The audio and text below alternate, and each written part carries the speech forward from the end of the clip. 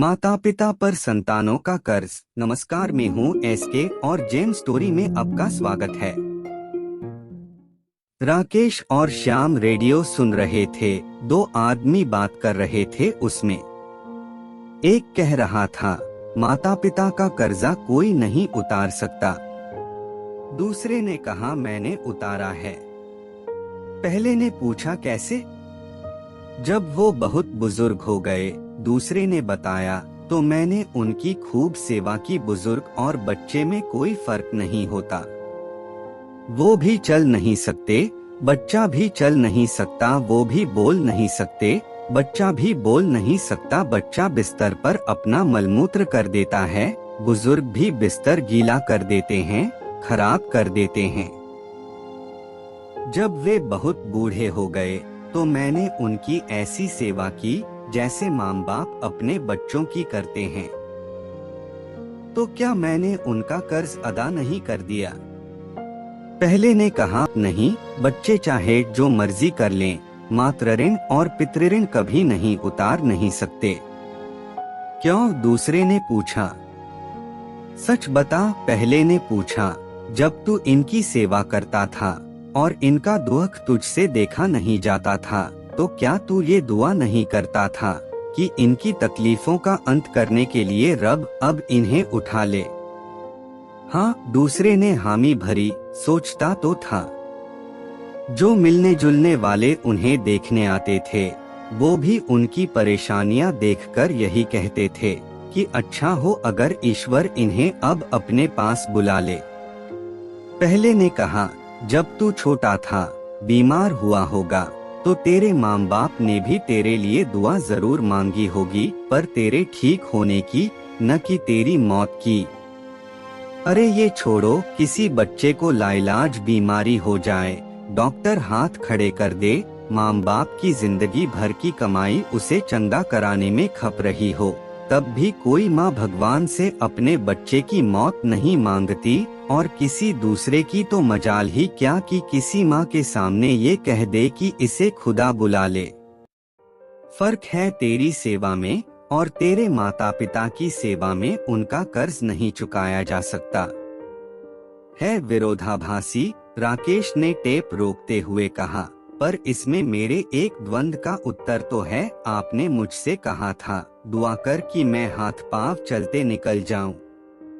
ऐसा नहीं है कि मैं समझता नहीं था कि क्या मांग रहा हूँ और क्यों मांग रहा हूँ, पर चाहे तेज, आसान, अच्छी मौत भी मांग रहा हूँ आपके लिए, तो भी जिससे इस दुनिया में सबसे ज्यादा प्यार किया, उसी की मौत ही तो मांग रहा हूँ। दिमाग कहता था उनके लिए तोहफा होगा, दिल कहता था गुनाह होगा, हालांकि जानता था कि क्यों मांगू, पर ऐसा मांगने को दिल ही नहीं मानता था। बाकी रह गई बात ऋण चुकाने की। ऋण तो गणित है, केवल गणित में हेरफेर नहीं होता, समझ में हेरफेर होता है।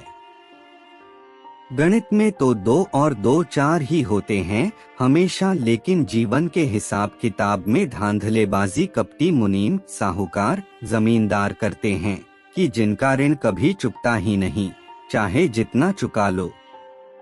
पितृ चोर नहीं, भागीरथ ने गंगा धरती पर उतारी, उसके पितृ मुक्त हुए, उसका पितृ ऋण चुका। ययातिपुत्र पुरु ने चुकाया अपना ऋण, भीष्म ने चुकाया अपना ऋण, श्रवण कुमार ने चुकाया अपना ऋण। पितृ ऋण श्राद्ध से भी चुकता है, ऐसा पंडित कहते हैं, शास्त्र में इसका विधान है। पर श्रद्धया इदं श्राद्धम, श्रद्धा से जो किया जाए वह श्राद्ध है। प्रेत और पितर के निमित्त उनकी आत्मा की तृप्ति के लिए श्रद्धा पूर्वक जो अर्पित किया जाए वह श्राद्ध है। देश समाज गुरु का ऋण भी चुकता है। वारेन बफे चुका रहा है, बिल गेट्स चुका रहा है, हर कार सेवक चुका रहा है। देव ऋण भी चुकता है, पूजा अर्चना से, दान धर्म से, पर्यावरण की देखभाल से। पर जरूरी नहीं कि कोई मेरा भला करे तो मैं केवल उसी का भला करके उसकी भलाई का ऋण चुकाऊं। जन्म देने वाले का ऋण होता है, पर हर जनक का भी कोई जनक है। इस उधारी की तो लंबी श्रृंखला है। अपने जन्म का ऋण चुकाना है तो सिर्फ पिता को ही वापस करके नहीं, पितामह दादा को वापस करके भी चुकता है, प्रपिता को वापस करके भी चुकता है। पर ये सब तर्क उसके लिए जो माने कि ये ऋण है, कोई जरूरी नहीं कि पितृ ऋण हो ही बलात्कारी प्रसूता पर या बलात्कार से उत्पन्न शिशु पर। कौन सा उपकार करता है जिसका ऋण हो? केवल जन्म देने से ही पितृ ऋण हो जाता है क्या? ऋण लेते देते तो सिर्फ मानवों को सुना, पैदा तो पौधे जानवर भी होते हैं, क्या वो भी चुकाते हैं अपने पितृ ऋण? कैसे चुका पाते होंगे? मात्र प्रजन से। इस रेडियो का वक्ता डरा तो नहीं रहा हमें, पर जाने क्या उलझलूल अलापे जा रहा है कि ऋण है भी चुकाना भी चाहिए, और चुकाए चुकेगा भी नहीं। जो ऋण चुकाए जाने के बाद भी कभी चुकता ही न होना हो, उसे चुकाने की कोशिश ही कौन करेगा? अगर आप इस कहानी को थोड़ा सा भी अच्छा लगा हो तो एक लाइक और एक सब्सक्राइब कर दीजिएगा। वीडियो को देखने के लिए और आपका बहुमूल्य समय देने के लिए धन्यवाद।